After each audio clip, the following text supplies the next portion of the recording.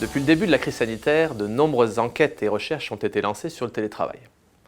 Nous nous sommes intéressés en particulier à ce que l'on appelle l'ajustement au télétravail, que l'on pourrait traduire par plusieurs choses. Le sentiment d'être productif en quantité mais aussi en qualité, d'être satisfait par l'expérience du télétravail et d'avoir réussi à équilibrer vie personnelle et professionnelle à la fois.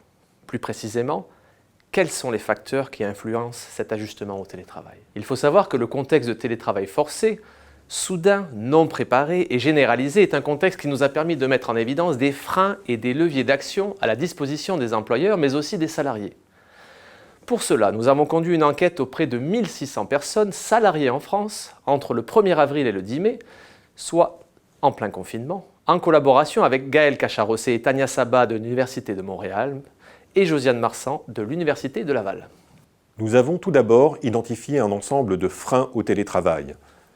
Celui qui ressort le plus fortement est l'isolement professionnel. Le second est le stress, en grande partie lié au contexte sanitaire et économique. Dans une moindre mesure, la taille de l'équipe, le fait de dépendre du travail d'autrui, le fait d'occuper un poste hiérarchique ont rendu l'ajustement au télétravail plus difficile. Des facteurs favorables ont aussi émergé de nos résultats. Le plus impactant est la qualité de l'environnement de télétravail, qui comprend l'environnement technique et matériel, mais aussi l'absence de bruit et d'interruption. Un des résultats qui nous a étonnés plus particulièrement est que l'augmentation de la charge de travail, du moins sa perception, dont nous nous attendions à ce qu'elle nuise à l'ajustement, s'est au contraire avérée favorable à celui-ci. Sans doute, une augmentation de la charge de travail traduit-elle le sentiment d'être plus productif, un sentiment majoritaire chez les répondants. Ensuite, l'expérience préalable du télétravail, la maîtrise des outils informatiques ont aussi contribué à un meilleur ajustement, un résultat qui est un peu moins surprenant. Enfin, nous avons pu mettre en évidence que l'ajustement au télétravail s'améliore avec le temps, ce qui signifie que les salariés mettent progressivement en place des stratégies d'adaptation. Les implications de notre étude sont claires.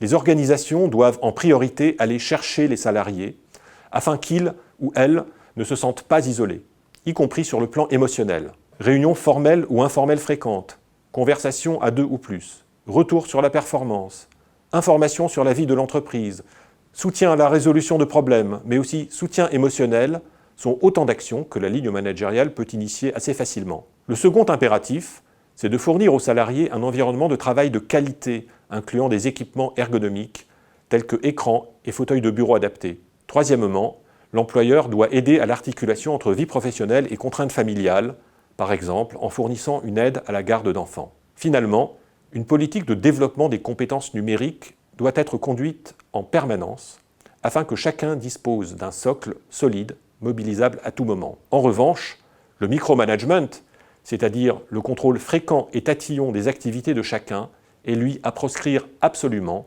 alors même que la tentation de pratiquer un tel management peut être justement plus forte dans un contexte de télétravail permanent.